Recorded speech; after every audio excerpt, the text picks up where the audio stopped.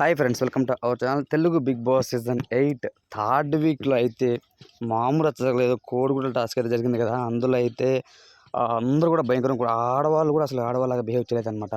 అసలు నాకైతే చాలా షాకింగ్ అనిపించింది ఫ్రెండ్స్. సో ఇందుకు ఈరోజు నాకు సార్ వీకెండ్లో అయితే ముఖ్యంగా నిఖిల్ గేమ్ వైజ్ చూస్తే ఫస్ట్ వీక్ నుంచి బాగా బ్రహ్మాండంగా ఆడుతూ ఉన్నాడు. ఆడిన ప్రతి టాస్క్ గెలుస్తూ ఉన్నాడు. ఓకే, అంత బాగానే ఉంది. కానీ నిన్న కోడిగుడ్ల కోసం పరిగెడుతున్న మణికంఠని ఇసిరి పడేశాడండి. తనకు తలకాయ దెబ్బ తగిలిన తర్వాత కూడా తనకు ఎలా ఉంది ఏంటి అన్నది విషయం పట్టించుకోకుండా తన గేమ్లో ఉండిపోయాడు. తను పడిపోయి ఏడుస్తున్న సందర్భంలో కూడా అసలు పెద్ద కూడా పట్టించుకోదన్నమాట.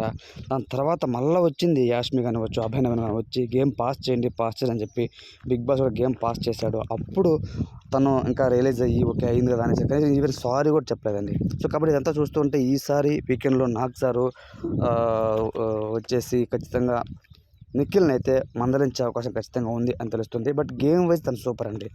ఈవెన్ సోనియా ఆకుల విషయంలో కూడా తను కొంతవరకు అస్సలు ఏమాత్రం కూడా తను పట్టించుకోకుండా నిన్న వీక్లో అంటే ఈ థర్డ్ వీక్ నుంచి తను రియల్ గేమ్ మనం చూసాము అనేది తెలుస్తుంది అనమాట. ఎంత స్ట్రాంగ్గా మనకు తెలుస్తుంది నిఖిల్. ఎంటర్టైన్మెంట్ వైజ్ కానివ్వచ్చు, గేమ్ వైజ్ కానివ్వచ్చు, వెల్ మెచ్యూర్డ్ పర్సన్ అనమాట. సో 100% టైటిల్ డిజర్వ్ లిస్ట్లో ఉన్నటువంటి ఫస్ట్ పర్సన్ ఏమైనా ఉన్నారా అంటే అది నిఖిల్ అని చెప్పొచ్చు.